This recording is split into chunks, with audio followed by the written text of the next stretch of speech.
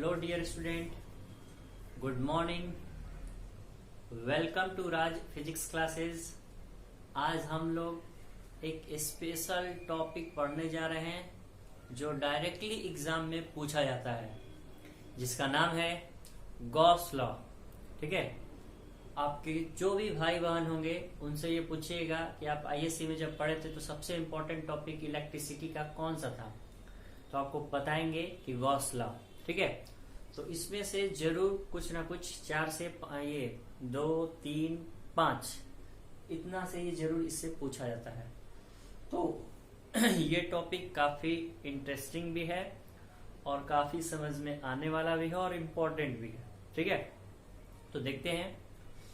Lecture को पढ़ने से पहले आप लोग को बताते हुए चलते हैं कि अगर आपने इससे पहले वाला प्रीवियस लेक्चर जो इलेक्ट्रिक फ्लक्स का था, अगर आपने नहीं पढ़ा है तो जल्द से जल्द उसको भी पढ़ लीजिए पहले, क्योंकि उसको पढ़ने के बाद थोड़ा सा और ज्यादा समझ में आने की संभावना ये टॉपिक है। ठीक है, सो देखते हैं गॉस लॉ के बारे में, जानते हैं क्या होता है गॉस लॉ, किसके द्वारा दिया गया था, कब दिया गया था, क्या मोटो है देने के पीछे। ठीक है, तो सबसे पहले गॉस लॉ जो है कब दिया गया था, तो 1767।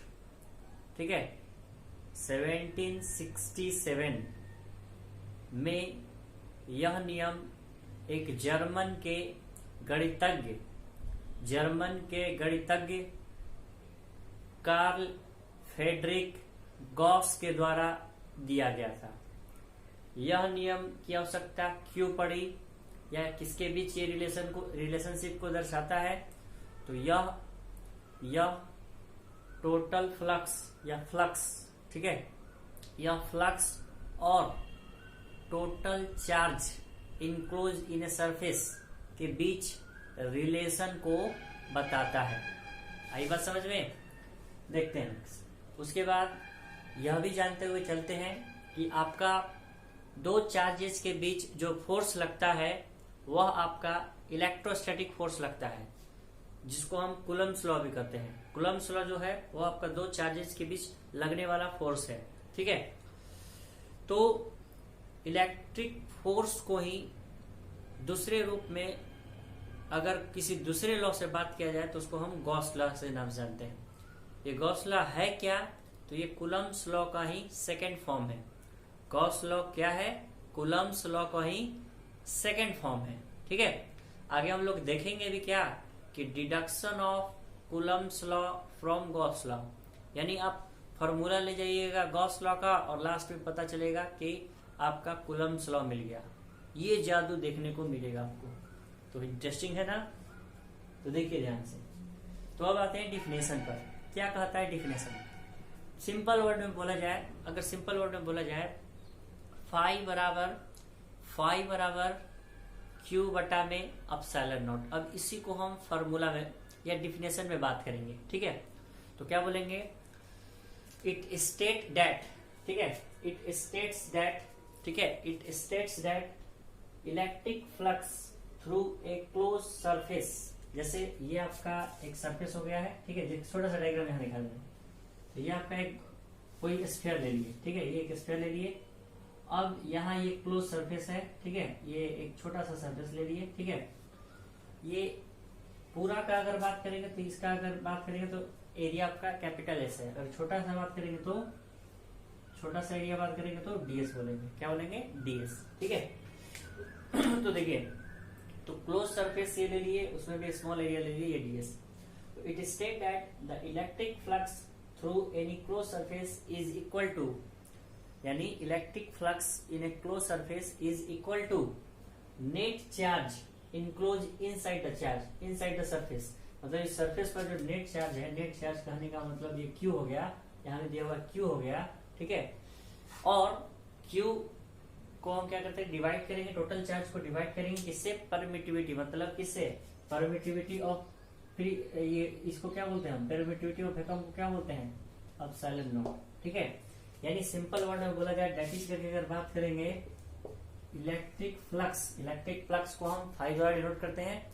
इलेक्ट्रिक फ्लक्स जो होता है वो बराबर होता है, इज इक्वल टू, किसके बराबर होता है, किसके बराबर होता है, तो ये टोटल चार्ज या net charge divided by permittivity of the vacuum, permittivity of the vacuum, यानी फाई बराबर q by epsilon naught, phi बराबर q by epsilon naught. This is Gauss law.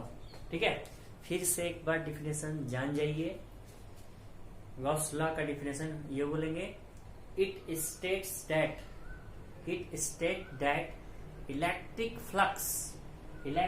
Flux through any close surface, electric flux, जैसे हम बात करिए क्या, ये हम क्लोज सरफेस ले लिए, इलेक्ट्रिक फ्लक्स, ठीक है, थ्रू ए क्लोज सरफेस यानी phi, electric flux through a close surface is equal to, ये बराबर होता है किसके, तो equal to net charge, net charge मतलब जितना चार्ज है क्यू चार्ज जितना है, नेट चार्ज इनक्लोज मतलब इस बंद सतह में, इस बंद क्लोज सरफेस में जितना चार्ज है, ठीक है, to the divided by permittivity of the vacuum, मतलब क्यू बाई एप्सिलॉन नॉट बराबर फाई होता है। यही आपका क्या है, गॉस लॉ।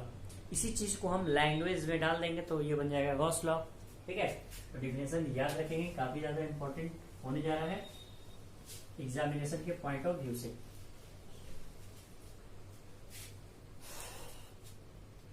तो देखिए इसको हम कैसे लिख सकते हैं, पहले ब्रैकेट्स करके बात करेंगे, तो फाई बराबर क्या लिखेंगे, Q by epsilon naught, Q by epsilon not. इसको दूसरे वर्ड में अगर हम डिफिनेशन बताना चाहें तो इसको लिख सकते हैं क्या, ऐसे, it state that electric flux through a close surface is equal to net charge enclose inside the surface to 1 by epsilon naught times. ठीक है, to 1 by epsilon naught times, times मतलब क्या होता है, गुना, मतलब टोटल चार्ज और 1 by epsilon naught times मतलब गुना के प्रोडक्ट को ही हम क्या बोलते हैं, इलेक्ट्रिक फ्लक्स। ठीक है, तो दूसरे वर्ड में इसको बोल सकते हैं। उसका डिफिनेशन आपका इस प्रकार से हो जाएगा, डिफिनेशन यहाँ बता दिया जाएगा, और Q बराबर जो हो जाएगा, पहले यहाँ Q लिख देंगे, फाई बराबर लिख देंगे Q into 1 by epsilon naught times होता है, तो ये हो जाएगा इलेक्ट्रिक फ्लक्स यानी गॉस लॉ, दूसरे वर्ड में हो जाएगा। ठीक है, अब आगे देखिए, अब हम लोग जानते क्या है कि नजर वर्ड के लिए ये बात हो चुका है। अब हम लोग फाई बराबर पहले से जानते हैं क्या, कि फाई बराबर होता है, इंटीग्रेशन फॉर्म में अगर बात करेंगे तो E vector dot DS vector, और अभी फाई बराबर ये भी जानेंगे क्या होता है, Q by epsilon not.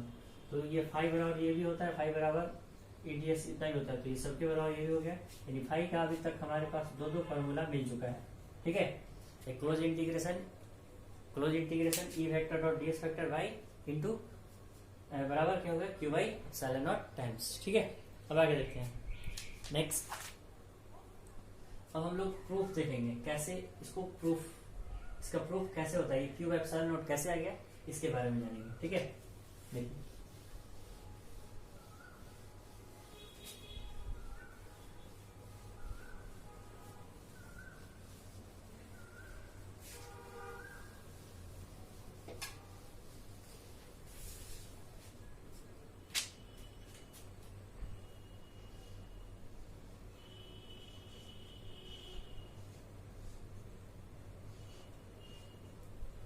Proof of Gauss law,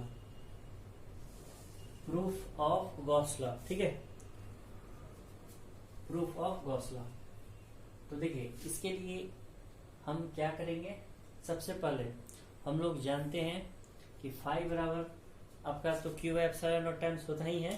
ठीक है, देखिए फ्लक्स बराबर जो फॉर्मूला होता है ये जानते हैं क्या, क्लोज इंटीग्रेशन, दो तरीका है। ठीक है, तो पहले हम लोग जनरल मेथड से देख लेते हैं। फाई बराबर क्या होता है, ई इंटू एस। यहाँ फाई क्या है इसके बारे में जानते हुए चलिए, फाई क्या है, इलेक्ट्रिक फ्लक्स,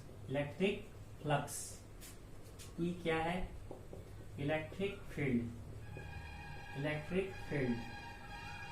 और एस क्या है, सरफेस एरिया। अगर हमने सरफेस एरिया प्राप्त कर लिया है, अगर क्लोज लूप और वो स्फेरिकल है तो यहाँ पर क्या लेंगे, 4 पाई आर स्क्वायर, ये याद रखेंगे। तो देखिए अब एक डायग्राम बना लेते हैं, छोटा सा नन्हा सा प्यारा सा।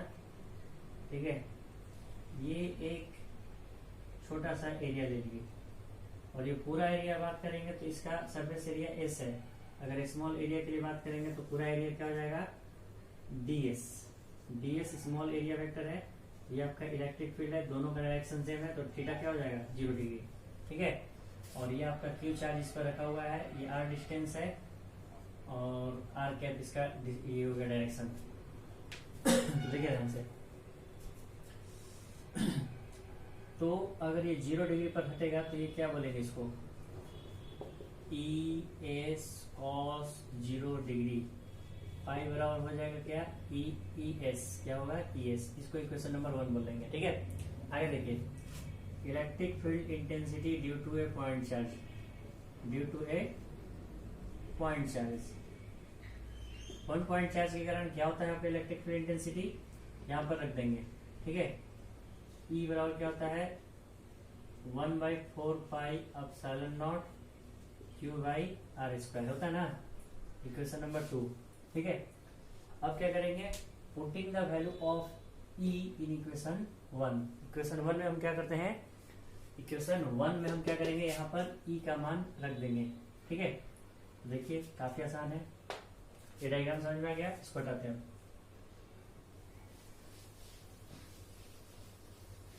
देखिए अब क्या करेंगे, ये वाला ई का मान यहाँ रखते हैं, तो फाई बराबर ई का मान रखते हैं 1/4 pi epsilon naught Q by R square into S. S के बारे में आपको पता है, एस क्या है आपका सरफेस एरिया, जिसका मान होता है 4 पाई आर स्क्वायर। ये क्या सरफेस एरिया है 4 पाई आर स्क्वायर, तो यहाँ पर 4 पाई आर स्क्वायर, 4 पाई से 4 pi cancel out, r square से r square cancel out. Five बराबर क्या बचा आपका, ऊपर से बचा है क्यू और नीचे से बचा है एप्सिलॉन नॉट। तो ये एक तरीका हुआ प्रूफ, ये जनरल मेथड कहलाता है, ये आपका जनरल मेथड है। ठीक है, ये जनरल मेथड द्वारा हम लोग गॉस का प्रूफ देख लिए। अब आगे देखते हैं, एक आपका कैलकुलस मेथड है, या इंटीग्रेटेड फॉर्म में हम लोग इसको निकाल सकते हैं। ठीक है, इंटीग्रेशन माध्यम से। तो ये हो गया कंप्लीट। आगे आते हैं, ध्यान से देखो, ये मेथड 1 था, मेथड 2 में आते हैं। जो मेथड आपको पसंद है वो लिख सकते हैं, एज एग्जाम में आपका कभी भी मेंशन होगा तो आप डायरेक्टली वैसे लिख सकते हैं। ठीक है, तो अब पढ़ेंगे क्या, ये क्या बोलते हैं इसको, इंटीग्रेशन फॉर्म में। देखिए ध्यान से, तो हम लोग जानते हैं फाई बराबर क्या होता है, फाई बराबर क्या होता है, close integration E vector dot ds vector. फिर से वही डायग्राम, यहाँ एक गोल बना लीजिए। ठीक है, पूरा एरिया s, छोटा एरिया ds। ठीक है, और इलेक्ट्रिक फील्ड का डायरेक्शन भी एक ही डायरेक्शन में है, यहाँ पर चार्ज रखा हुआ है और यहाँ आपका r वेक्टर है। ठीक है, मतलब ये आपका डिस्टेंस है यहाँ से यहाँ तक, और दोनों का डायरेक्शन एक है, और यहाँ पर इसका n कैप, इसका डायरेक्शन यूनिट वेक्टर होगा। ठीक है, आगे देखिए, तो इसमें हम क्या करने जा रहे हैं ये हम जानते हैं। इसके अलावा हम लोग क्या करेंगे, डॉट हटाएंगे तो क्या हो जाएगा, E D S cos 0 degree. 0 degree क्यों, यहाँ आपको अब पता चल जा रहा होगा, एक ही डायरेक्शन में है इसलिए। तो ये हो जाएगा क्या, close integration E D S cos 0 का मान 1 होता है। ठीक है, वहां 1 रख देंगे तो ई डी एस ही आ गया। अब आगे देखिए, हम बात करेंगे ई बाहर निकल जाएगा, क्यों, क्योंकि एक कांस्टेंट है इसके लिए। अब बचा क्या, ds, क्या बचा ds। ठीक है, अब आगे देखिए, अब यहाँ ई क्या है, इलेक्ट्रिक फील्ड पता है। अब फाई बराबर ई, अब ये ध्यान से देखिए, यहाँ से जो लिमिट होगा 0 से s। ठीक है, 0 से s और यहाँ पर ds बोल देंगे। ठीक है, और उसके बाद या डायरेक्टली लिख सकते हैं 0 से s, इसको डायरेक्टली ऐसे लिख दीजिए, अभी डायरेक्टली आप वहां पर s कर लेंगे। फाई बराबर क्या हो जाएगा, e इंटू डी एस का इंटीग्रेशन क्या हो जाएगा s। ठीक है, ds जैसे हम पढ़े होंगे क्या, dx का इंटीग्रेशन बात करते हैं तो x, dy का y, तो ds का क्या हो जाएगा, एक बड़ा s हो जाएगा। जैसे ये छोटा वाला s ds था, इसका इंटीग्रेशन करेंगे तो बड़ा वाला s हो जाएगा। ठीक है, तो ये चीज हो गया। आगे देखिए, ये हो गया ES।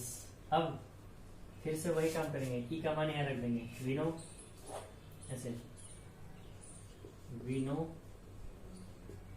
ई बराबर क्या होता है 1/4πε0 Q/r², ठीक है। और इस वैल्यू को यहाँ पुट करते हैं इक्वेशन 1 में, putting the value of E in equation 1, value रखते हैं 5 बराबर 1/4πε0 Q/r² इंटू 4πr²। एस क्या है, एस के बारे में बता दिए, यहाँ पर सरफेस एरिया है 4πr², यहाँ पर 4πr² रखिए, 4π से 4π कैंसिल आउट हो गया, 5 बराबर अगेन आ गया क्या Q/0। ये आपका कौन सा मेथड था, ये कौन सा मेथड था, ये आपका कैलकुलस मेथड बोलते हैं, या इंटीग्रेशन फॉर्म में हम लोग गॉस लॉ को फाइंड कर सकते हैं। Is it clear? So right it down. Yes, this was all about your today lecture. मिलते हैं अगले लेक्चर में। अगले लेक्चर में हम लोग ये जानेंगे deduction of Coulomb's law from Gauss law. उसके बाद कुछ न्यूमेरिकल्स होंगे और उसके अलावा एप्लीकेशंस ऑफ कूलम्स लॉ, जो कि एग्जामिनेशन में हर साल पूछे जाते हैं, ठीक है। और इसके अलावा जूम ऐप द्वारा न्यूमेरिकल जो भी क्लास प्रॉब्लम होता है वो हम जूम ऐप से चलाते हैं। जो हमारे स्टूडेंट हैं जो हमसे जुड़े हुए हैं, आप भी हमसे जुड़ सकते हैं। हमारा नंबर है 9122999229, ठीक है। हिंदी में बोल देते हैं, जल्दी याद हो जाएगा, 91-229-99-229। आप हमसे कांटेक्ट कर सकते हैं। उसके बाद हम लिंक भेजेंगे और जो भी प्रॉब्लम होगा आप हम लोग बैठकर डील कर सकते हैं, ठीक है। सो घर पर रहिए, सुरक्षित रहिए और हमारा चैनल सब्सक्राइब करते रहिए। अच्छा लगा? So thank you very much.